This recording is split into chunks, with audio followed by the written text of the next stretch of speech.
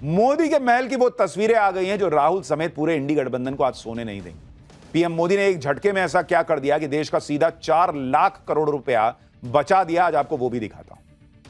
जो लोग कुछ दिन पहले तक कह रहे थे कि पीएम मोदी अपने लिए महल बनवा रहे हैं, आज पीएम मोदी ने उसकी तस्वीरें पूरी दुनिया को दिखा दी। पीएम मोदी ने आज दिल्ली में कर्तव्य पथ पर बने कर्तव्य भवन इमारत का उद्घाटन किया। यह इमारत सेंट्रल विस्टा प्रोजेक्ट का अहम हिस्सा है। वही सेंट्रल विस्टा प्रोजेक्ट जिसको यह बोलकर पॉलिटिक्स में बेचा गया कि अरे मोदी तो अपने लिए महल बनवा रहे हैं। यह है वो सो कॉल्ड महल नरेंद्र मोदी का। जो कर्तव्य भवन है सरकारी दफ्तर है।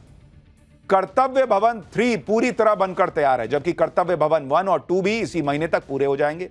इन तीनों बिल्डिंग्स को मिलाकर बनने वाली जगह देश के कई महत्वपूर्ण मंत्रालयों का नया पता होगी। लेकिन पीएम मोदी को देश के लिए शुरू किए गए इस ड्रीम प्रोजेक्ट के लिए भी लड़ाई लड़नी पड़ी। सेंट्रल विस्टा प्रोजेक्ट को लेकर सरकार ने हाईकोर्ट तक में लड़ाई लड़ी। कोर्ट में इस प्रोजेक्ट को तो मौत का किला तक करार देने की कोशिश की गई। कभी पर्यावरण के नाम पर, कभी कोरोना का हवाला देकर काम रुकवाने की कोशिश की गई। विपक्ष का आरोप था कि सेंट्रल विस्टा प्रोजेक्ट में सरकार फिजूल खर्ची कर रही है। राहुल गांधी ने तो सेंट्रल विस्टा प्रोजेक्ट को आपराधिक बर्बादी करार दे दिया था। लेकिन इसके बाद भी पीएम मोदी न रुके न झुके और अब उसी का परिणाम देश के सामने। कर्तव्य भवन 3 और सेंट्रल विस्टा प्रोजेक्ट का पूरा अपडेट आपको बताऊंगा। आपको यह भी आज बताऊंगा कि कैसे पीएम मोदी के एक फैसले ने देश के 4 लाख करोड़ रुपए से ज्यादा बचाए। लेकिन पहले जरा झलक देखिए।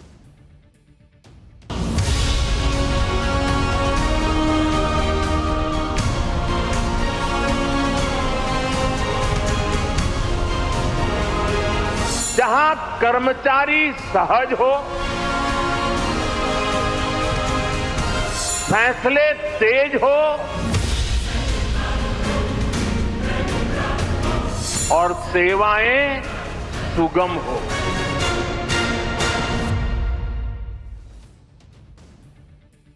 कर्तव्य भवन देश के पावर सेंटर का नया पता होगा। दिल्ली में ऐसी जगह जहां से पूरा देश कंट्रोल होगा। देश के सभी 51 मंत्रालय और विभाग एक ही जगह, एक ही छत के नीचे हों। उसी सेंट्रल विस्टा में बनने वाली पहली बिल्डिंग का आज पीएम मोदी ने उद्घाटन कर दिया। उद्घाटन कार्यक्रम के बाद पीएम मोदी बिल्डिंग के कंट्रोल सेंटर पहुंचे, जहां उन्होंने एक एक चीज की डिटेल जानकारी ली। पीएम मोदी जो भी करते हैं बड़ी शिद्दत के साथ करते हैं और यह प्रोजेक्ट तो ऐसा है जो देश के भविष्य की बुनियाद को मजबूत करेगा। आप तस्वीर देखिए बॉस।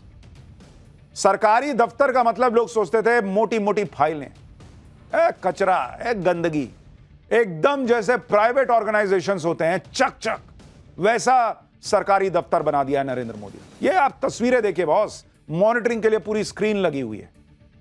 पीएम मोदी ने सेंट्रल विस्टा प्रोजेक्ट के डेवलपमेंट की पूरी जानकारी आज ली। प्रोजेक्ट कहां तक पहुंचा, कितना काम बाकी है, क्योंकि वो खुद ही इस पूरे प्रोजेक्ट को अब मॉनिटर भी कर रहा है। पीएम मोदी ने सरकारी दफ्तरों में सिर्फ वर्क कल्चर ही नहीं बदला है, बल्कि वर्क प्लेस को भी बदल कर रख दिया है। पहले सरकारी ऑफिस की हालत कैसे होती थी, ये किसी से छिपा नहीं है। उसी पुराने सिस्टम को पीएम मोदी बदल रहे हैं। ऐसी हाईटेक बिल्डिंग और उसमें हाईटेक सिस्टम है जिन्हें सुनकर आप चौंक जाएंगे। जिस कर्तव्य भवन 3 की बिल्डिंग का आज पीएम मोदी ने उद्घाटन किया है, उसमें 2 बेसमेंट और 7 फ्लोर है। इस भवन में 850 ऑफिस रूम है, 850, 24 बड़े कॉन्फ्रेंस हॉल हैं, 26 छोटे कॉन्फ्रेंस हॉल हैं, 67 मीटिंग रूम है, 27 लिफ्ट हैं, 2 एस्केलेटर हैं, योगा सेंटर है, क्रैश है जो बच्चे को आप रखते हैं वहां पर काम करने के लिए, मेडिकल रूम है, कैफे है, 600 गाड़ियों की पार्किंग की व्यवस्था है, 700 सीसीटीवी इंस्टॉल किए गए हैं, ईवी कार के लिए 120 चार्जिंग पॉइंट हैं, बिजली बचाने वाली स्मार्ट लाइट्स लगाई गई हैं। भवन की छत पर 366 किलोवाट का सोलर पैनल लगा है, जिससे हर साल 5,34,000 यूनिट बिजली की बचत होगी। साउंड पॉल्यूशन कम करने के लिए कांच की विशेष खिड़कियां लगाई गई हैं। इस बिल्डिंग में गृह मंत्रालय, विदेश मंत्रालय, ग्रामीण विकास मंत्रालय, एमएसएमई मंत्रालय, कार्मिक विभाग, पेट्रोलियम मंत्रालय और प्रधान वैज्ञानिक सलाहकार का भी ऑफिस होगा। यानी कर्तव्य भवन बनने से पूरा का पूरा सरकारी सिस्टम चकचक हो जाएगा बॉस। सुनिए पीएम मोदी ने इसके बारे में क्या बताया। जहां कर्मचारी सहज हो,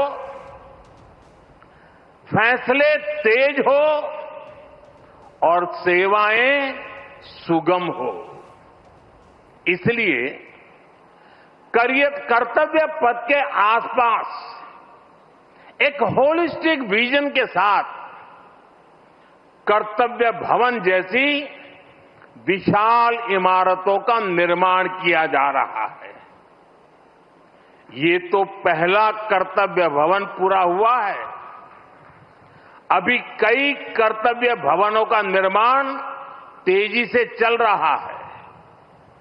ये ऑफिसेस जब आसपास शिफ्ट होंगे, नजदीक नजदीक हो जाएगी, तो इससे कर्मचारियों को सही वर्क एनवायरनमेंट मिलेगा। यानी जिसे नरेंद्र मोदी का फिजूल खर्ची वाला प्रोजेक्ट बताया गया, कुछ लोगों ने कहा मोदी अपना महल बनवा रहे हैं वगैरह वगैरह। नरेंद्र मोदी एक पुराने सिस्टम को ओवरहॉल कर रहे हैं।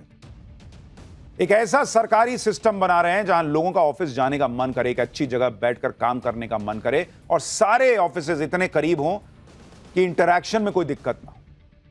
इस पूरे प्रोजेक्ट की जरूरत क्यों पड़ी वो भी आपको समझाता हूं। अभी ज्यादातर मंत्रालय साउथ और नॉर्थ ब्लॉक में बने भवनों में चल रहे हैं। ये सभी बिल्डिंग 1950 से 1970 के बीच बनाई गई। ये बिल्डिंग अब काफी पुरानी हो चुकी है। इनके रखरखाव पर सालाना खर्च काफी आ रहा है। इन बिल्डिंग में न तो कोई आधुनिक तकनीक थी, न ही पर्याप्त जगह थी। मंत्रालय अलग अलग जगह फैले हुए थे, जिससे प्रशासनिक कामों में भी दिक्कत आती थी। सुरक्षा, फायर सेफ्टी और ग्रीन बिल्डिंग नॉर्म्स भी पुरानी इमारतों में पर्याप्त नहीं थी। ऐसे में इन मंत्रालयों को नए और अत्याधुनिक भवनों में शिफ्ट करने के लिए कर्तव्य भवन बनाने की जरूरत पड़ी। इसके अलावा सरकार को मंत्रालयों के भवनों के लिए 1500 करोड़ रुपए का किराया चुकाना होता था। सेंट्रल विस्टा प्रोजेक्ट पूरा होने के बाद हर साल सरकार के 1500 करोड़ रुपए जो किराए पे जा रहे थे वो बच जाएंगे। कर्तव्य भवन की सभी 10 बिल्डिंग अंडरग्राउंड कनेक्टेड रहेंगी। इससे सभी मंत्रालयों में कनेक्टिविटी अच्छी रहेगी तो काम भी तेजी से होगा। साथ ही सरकारी कर्मचारियों को बेहतर वर्क स्पेस और टेक्नोलॉजी सपोर्ट की सुविधा मिलेगी। यानी नरेंद्र मोदी इस देश में नया संसद भवन लेके आए। जिसको जितना बोलना था बोलता रहे भाई, ये पीढ़ियां इस संसद भवन को इस्तेमाल करेंगी ना। वैसे ही सेंट्रल विस्टा को इतनी गाली दी गई, अब ये जो दफ्तर बन रहा है, क्या जीवन भर नरेंद्र मोदी ही पीएम रहेंगे? कोई अगला बनेगा, कोई उसके बाद बनेगा। देश के लिए एक विरासत है ये, देश को आधुनिक बनाने की तरफ बढ़ने वाला कदम है। सुनिए पीएम ने क्या कहा इसको लेकर। भारत सरकार के अलग अलग मंत्रालय दिल्ली के 50 अलग अलग जगहों से चल रहे हैं। इनमें से बहुत सारे मंत्रालय तो किराए की बिल्डिंग में है।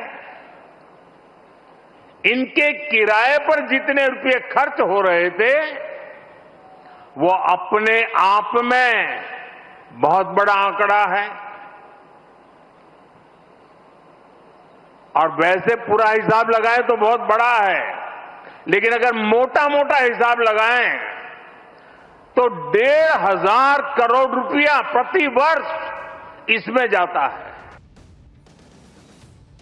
अभी तक ये मंत्रालय जिन बिल्डिंग में चल रहे हैं उनमें से कई बिल्डिंग तो 100 साल पुरानी, लेकिन किसी ने वो नहीं सोचा जो पीएम मोदी ने सोचा और पूरा करके दिखाया।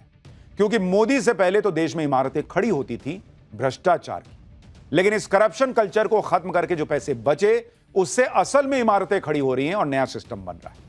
आज प्रधानमंत्री नरेंद्र मोदी ने यह भी बताया कि कैसे देश के 4,30,000 करोड़ रुपए जो करप्शन में जाते थे वो बचाए गए हैं, और सिर्फ एक फैसले से इन पैसों को बचा के देश के काम में लगाया गया है।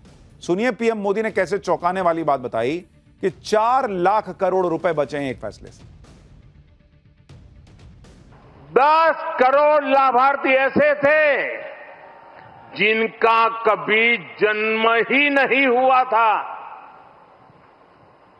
इनके नाम पर पहले की सरकारें पैसे भेज रही थी और वो पैसा इन फर्जी लाभार्थियों के नाम पर बिचौलियों के खाते में जा रहा था। इस सरकार में इन सभी 10 करोड़ फर्जी नामों को हटा दिया गया है और अभी ताजा आंकड़ा है कि इससे देश के 4,30,000 करोड़ रुपए से ज्यादा 4,30,000 करोड़ रुपए से ज्यादा ये पैसे गलत हाथों में जाने से बचे हैं।